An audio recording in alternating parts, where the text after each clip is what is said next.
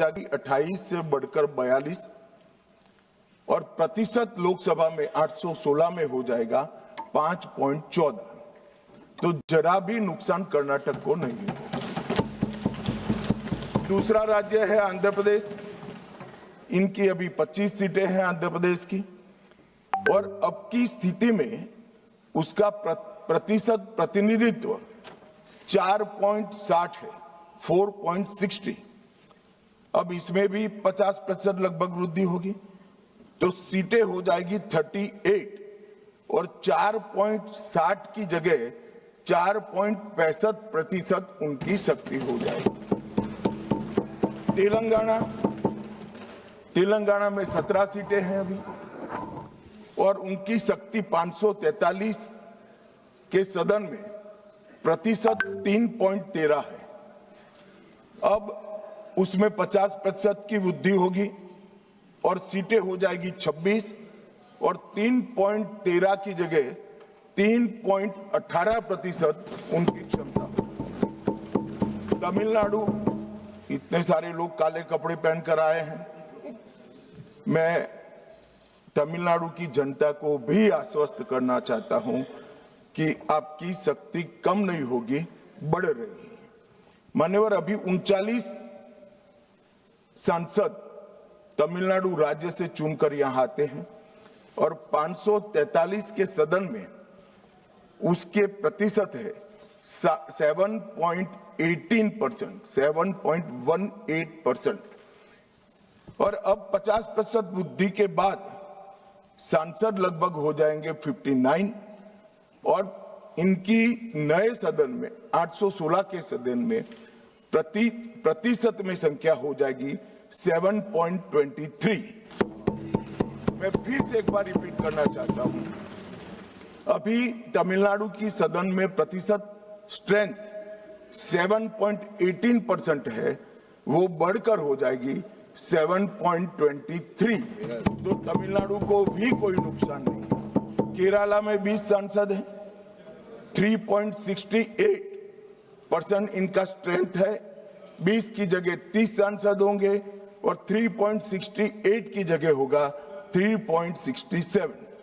अब कुल मिलाकर दक्षिण का जो पूरा नैरेटिव बनाया जाता है उसको अगर हम सोचते हैं तो अभी 543 सीटों में जो आपके द्वारा बनाया गया है उसमें 129 सांसद इस सदन में बैठते हैं। मान्यवर, लगभग 23.76% दक्षिण के सांसदों का यहां शक्ति है।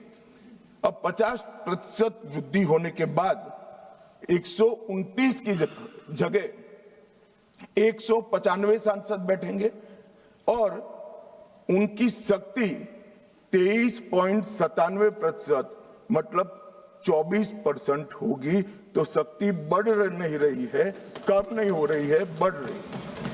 तो कृपया कोई भी एक मिनट मेरा समाप्त तो होने दीजिए, समाप्त तो होने दीजिए।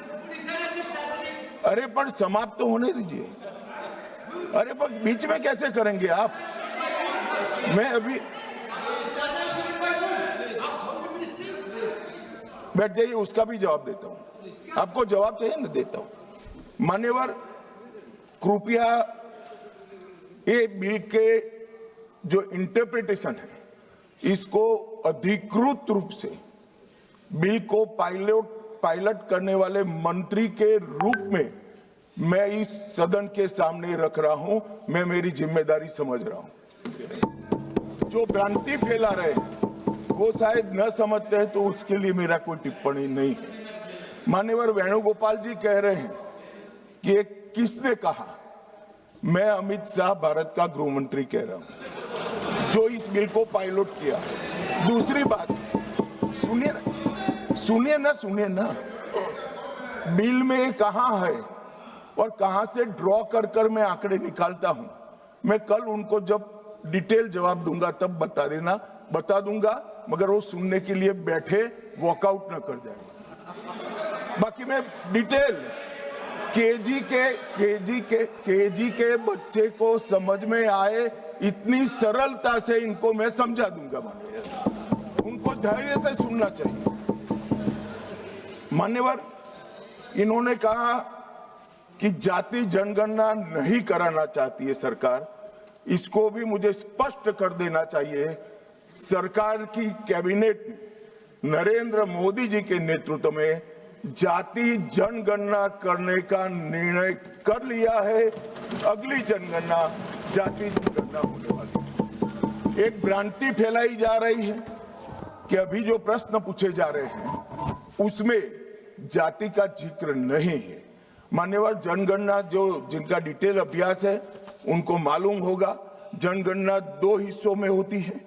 पहले सभी मकानों को इंगित किया जाता है और उसके बाद में जो बिल्डिंग्स होते हैं इसके अंदर रहने वाले बंदों को इंगित किया जाता है।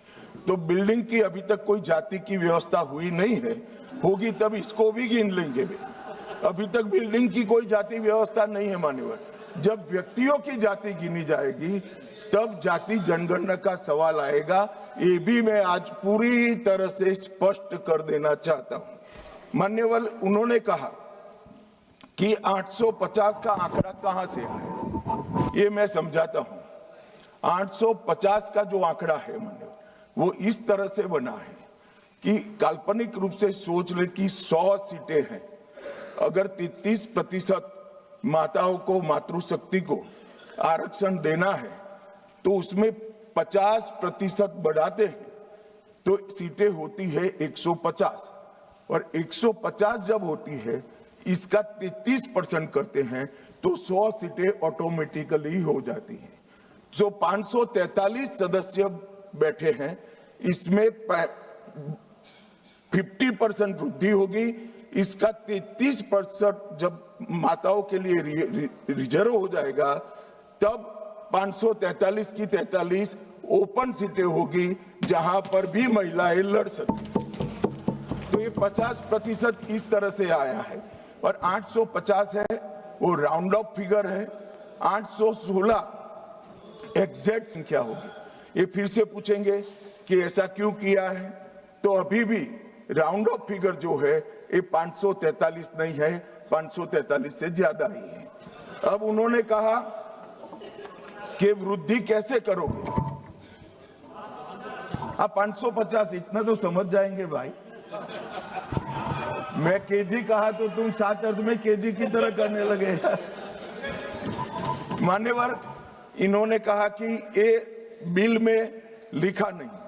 सांसद ज्योतिमणि और दक्षिण के कई सारे सांसदों ने कहा, मेरा कल समय ले मैं पढ़वा दूंगा। वैसे समय लेने की जरूरत भी नहीं है, कल मैं सदन के सामने ये डिटेल पूरा देश समझ पाए इस तरह से समझा दूंगा। मान्यवर, डीलिमिटेशन कमीशन का जिक्र आया कि डीलिमिटेशन कमीशन में आप आपके लोग बिठा दोगे, ये करोगे वो करोगे। तो मैं माननीय सदस्य प्रियंका जी को कहना चाहता हूं, हमने डीलिमिटेशन कमीशन एक्ट के अंदर कोई बदलाव नहीं किया है। फुल स्टॉप कोमा में आपका डीलिमिटेशन कमीशन एक्ट को हमने रिपीट किया है।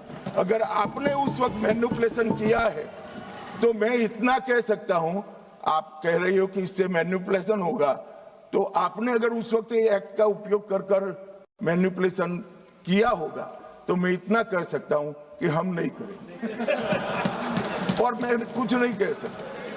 मान्यवर, एक वाक्य आया कि तमिलनाडु बंगाल में चुनाव हो रहे हैं और ये नया एक्ट आ गया।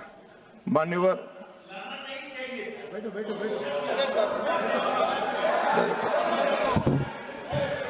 मान्यवर, मैं स्पष्टता से कह देता हूं कि ये डीलिमिटेशन कमीशन की जो रिपोर्ट तभी लागू होगी जब पार्लियामेंट इसको स्वीकार करके करेगी और राष्ट्रपति महोदय इस पर अपना मंजूरी का मोहर लगाएंगी। तो ये 2029 के पहले होने का सवाल नहीं है। 29 तक भी जो चुनाव होंगे वो सारे पुरानी सीटों पर ही होंगे, पुरानी व्यवस्था में होंगे। तो अखिलेश जी को भी डरने की जरूरत नहीं है। यहाँ 27 की बात करें, यहाँ हालांकि वो जीतेंगे नहीं, वो अलग बात है, मगर डरने की जरूरत नहीं है। यहाँ पर कहा गया कि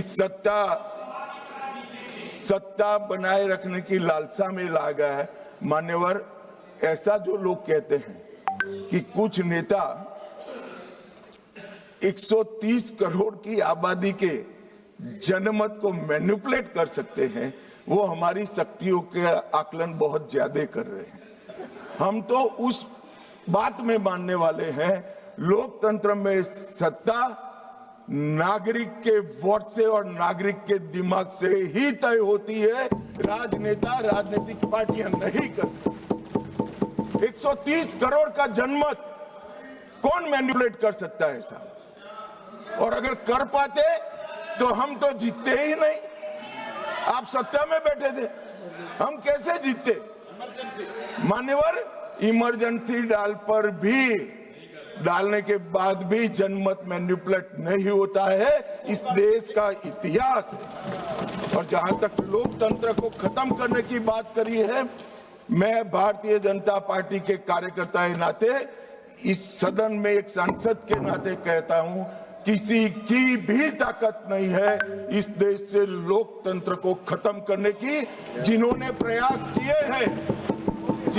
प्रयास किए हैं इमरजेंसी के वक्त, जनता ने उनको खत्म कर दिया था, लोकतंत्र को कुछ नहीं हुआ। और मान्यवर, लोकतंत्र इस तरह से खत्म नहीं है।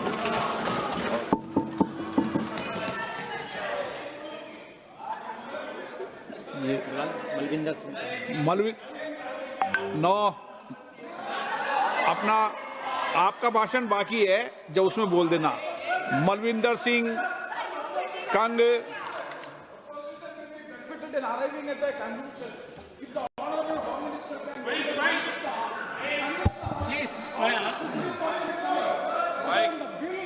Please, on the mic.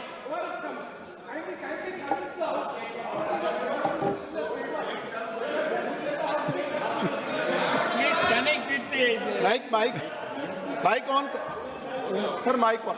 Malvinder Singh Kang.